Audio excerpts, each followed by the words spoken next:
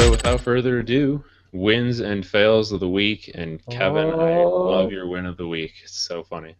Yeah, this is my win for a couple of reasons. One, it's funny. You may or may not remember a few years back. I can't really. Yeah, it was a while ago. We got a pretty funny story, and I wouldn't have. I actually probably wouldn't have believed it until this was kind of confirmation of it. An Apple employee worked in an Apple store out in British Columbia, and Canada.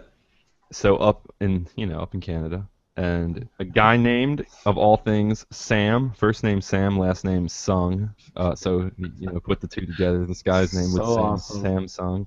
Samsung. Um, and so since we're on the theme of Samsung and Apple making peace, uh, he is currently auctioning off one of his Apple business cards, his uniform from the Apple Store, his lanyard with his name on it. And before you go saying, "Oh, this guy's just trying to cash in on something that went a little viral because of his name," he's actually doing this all for a good cause. He's donating to the Children's Wish Foundation all the proceeds, and right now, let's see where the bid currently sits. Yesterday it was 2,500. Yesterday it was 2,500. Today it's $80,000 Shut Oh, the freak up! No shut the front door. freaking way. That is plus ridiculous. $70 shipping. Uh, but yeah, What eighty in the thousand world? two hundred dollars. That's pretty cool. Yeah. I almost can't believe Way to it. go, Samsung.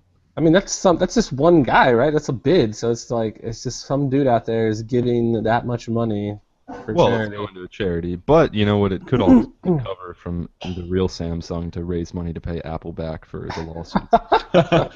He was a man created by Samsung. Oh, But that's yeah, so if you have 80,000 lying around and you want a piece of internet viral history, and you want to I help mean, out it's some. not even. It's so like it's such a very like a niche joke. Like no one's gonna even understand it. Well, the And funniest thing is like he probably handed out hundreds of these business cards while he worked. yeah, so there's a bunch of people that have them. So I mean, obviously this person is donating for a lot. Whoever this person is donating $80,000, it's just money that's just pocket change to them. Um, They're is just there a doing it. picture of the business card like on his thing? If you go to the eBay page, you can see it. You can see the whole setup. There's actually the full Oh, package is a frame with the T-shirt, the lanyard, and the business card, and it's signed. I'm just gonna recreate that business card and start selling it. Yeah, I mean, I don't know. Apple probably uses a very specific kind of like rice paper or something. Stationery. The But foil. I mean, I would guess that part of the high bidding price has to go with the fact that it is for charity. I don't know if he put Oh this yeah, up just for his own purposes that yeah. it's paying nearly this He much. did it just for himself. It probably would have got like 200 bucks. yeah, everybody be like, "You $200. jerk." But anyway, I thought that was a funny story and for a good cause. So that's my win of the week.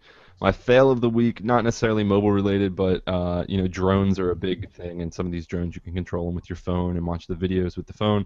And this is a thing that a lot of tourists like to do apparently in national parks. It's become such a big issue that many national parks have banned the use of drones within their borders. That didn't stop one tourist from flying his drone in Yellowstone over the hot springs, and he actually managed to crash his drone right into the Grand Prismatic Spring last weekend. And this drone is now submerged in 160-degree waters, but the park officials hope to be able to remove it so that they can prevent any potential ecological impacts that the drone would have. Um, That's crazy. wouldn't it just like get shot up in the spring? Wait, it's It's oh, you're not the not talking geyser, about it's the not a hot. geyser. Never mind. That's Yeah, all I no, know of Yellowstone. this They is got just that like geyser. this is just a pool of hot water. Uh, that'd be pretty sweet. Like geyser shoots this drone up in the air, and then the guy just starts flying it again. Like, thanks. I mean, you can't blame them because you get some cool aerial footage of Yeah, some of the sites around Yellowstone. Would be pretty cool, but yeah, it's obviously like they don't want you doing it. They banned them from the park, and Seems like the best place to fly a drone is at these national parks and yeah, stuff. but you hit like an endangered eagle or something. yeah. Then you're in trouble. That's a hefty fine right there. So just be careful with your drones out there. Pretty soon we'll have thousands of drones delivering our Amazon packages. So I'm gonna have a drone deliver me a drone because I really want one. An Amazon drone. Dropping you off a drone. All right. So my win of the week is Firefox. This is kind of actually on the recommendation of Chris. Last week, after the podcast, I was talking to these guys about how Chrome seemed to be really bogging down my computer, so I decided to give Firefox a try. I've been using it for a week now, and I started using the Firefox Android app too, and I have to say that I really like it. I haven't used Firefox in probably like 3 or 4 years. But I like it a lot, and the mobile app's really nice too. It has good syncing with your account, just like you can do in Chrome. It doesn't seem to be having a bad impact on my computer either, like Chrome was. Chrome was just so processor intensive, I felt like, and it's running a lot smoother now. So I'm gonna stick with it. Yeah, every tab I have open like takes up a percentage of my CPU. It's the weirdest thing. Whereas Firefox, your tabs just kind of close. When you open them again later, they'll need to like reload or whatever. But it's just more tab friendly, I feel like, and not as resource intensive. It's so much lighter. We all know how much you like your tabs. Oh gosh, so many of them. I don't even know how you can tell which tab is which because they're so tiny that like. Once the little favicon or the fave icon, whatever, disappears, that's when I'm like, oh gosh, I gotta like delete something, because then that's when you hit rock bottom. Yeah, that's when it's just like. But and I'm almost at that point right now. There's a lot up there. I don't know how you can handle it. I literally have 4 tabs open right now. That's it. Crazy. I can't let go. That's my problem. All right, so my fail of the week is something that has actually made me very, very sad, and that is Justin TV is shutting down. Is that Justin Bieber, Timberlake? Justin.tv, that streaming site. Oh, yes. I just learned this week, but apparently Twitch originally was Justin TV. Yeah, a separate stream, and then they made. Yeah, it was the gaming section, and then it was so popular that they decided to basically roll it out and make it its own site. So now Twitch is so huge and just massively popular that they're gonna just devote all of their resources to that, and they're shutting down Justin TV.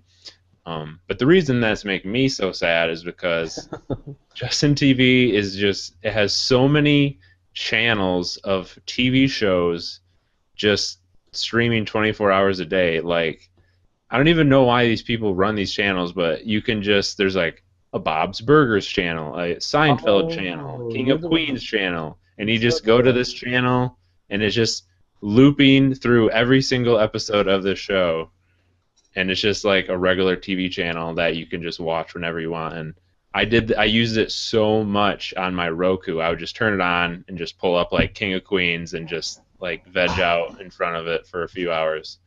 And now I'm really sad that I can't do that. That's a shame. Yeah. Oh, it is. It's dying. I haven't used it since like the MySpace days, but that's crazy. It's such a weird site because it started as I don't think people even do this anymore. Life casting? We wear the camera on your head like 24 hours a day, and people can just watch you. I guess that explains the name. I guess it was Justin. Yeah, the very first guy, his name was Justin, and he was life casting his life. And yeah, that's why the site started. It's like weird internet time right there where people you could just like watch people walk around. We were bored, and that was the coolest thing to do. All right, Chris, what do you got for us? My wins and fails, huh? My win, we'll get to that in a moment, but I guess my fail is going to be, I didn't know we were going to talk about it earlier, but it was the whole T-Mobile pulling out of our Sprint pulling out of the T-Mobile deal. It sucks. It sucks for them. As far as wins go, there's kind of a lot of cool stuff that happened this week. I'm not really sure what app updates and stuff are pretty neat. I think the one that I'm probably the most excited about. I'm gonna put that on a T-shirt. App updates are pretty neat. Chris Chavez. Jokes are funny. I like jokes. Lyft Line. So Lyft announced that they're going to be expanding their whole ride sharing thing with a new carpooling thing that they're going to be doing, a program that they're going to be doing for it. So it's meant for everyday use. So like Lyft is pretty cool. My girlfriend does it, and that's kind of like her main source of income right now. And when I told her about this, she was kind of excited. So it's like carpooling. So if you're going to be doing a long ride, you can pick to choose Lyft Line, and Lyft Line will have like a incredibly discounted rate. And once the Lyft guy comes and picks you up, he makes a couple more stops to pick up some other people, and everyone just carpools in this car, and you all go to like the same destination. So it's kind of interesting, like the technology that is going behind it. Lyft purchased some company, I forget what they're called, like Robin or something like that, but and they're the ones that are kind of be overseeing this. So it's kind of neat. It's neat because it's super cheap, and if you don't have a car and you don't like waiting for the bus or trying to plan your life around bus schedules and doing all this ridiculousness, Lyft Line actually would just be great because you could just beep somebody, they'll come pick you up, take you where you need to go, and with carpooling, it's so cheap that you could use it every single day to go to work, go to school, do whatever you need. But unfortunately, it's just in San Francisco at the moment and just for the iOS app. But they said they're going to be rolling it out to Android app soon, and then eventually more cities, depending on demand and whatnot. So something to definitely look forward to. That's a big win for me this week. Going to be making lots of friends in carpools. Okay, so on that note, you just reminded me too. There was an article published on Jalopnik, one of those Gawker sites about. Jalopnik? Yeah, there you go, Jalopnik. Jello. So sister site, Jalopnik kind of website. Apparently, there's like a lot of what do they call that? Fraternizing. I don't know if that's even the real word for it, but. Between Lyft drivers and Uber drivers and whatever, but people are hooking up, like with their Lyft drivers and stuff, and it's like the craziest thing. So you'll just go pick up some chick, and hook up. It's like this thing. That's a new app idea, Yeah. Dating app where you get a ride somewhere. Dating and a ride dating. I think we're on. There's like a secret word here that you mutter to your driver that's like.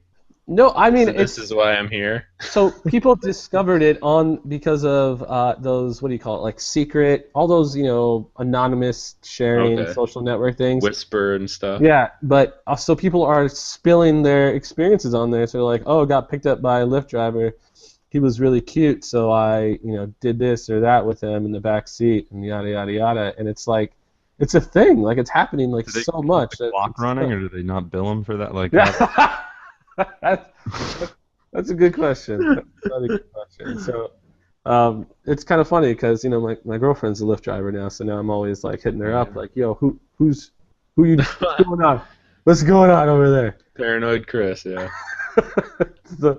The funniest thing. You could have a Life TV channel that just followed Chris's interactions with his girlfriend and technology. No kidding, I know. What was it, a few podcasts ago, you were like talking about this app that you were downloading to keep track of all the things that your girlfriend said or something? Oh, yeah, Boyfriend Lock. I still use it. It's so funny. But, yeah, so, interesting. So if you're looking for a date, don't go on Tinder. Just, pick up Uber. Just get a ride. Get a ride from Lyft and cross your fingers. It's a good-looking person.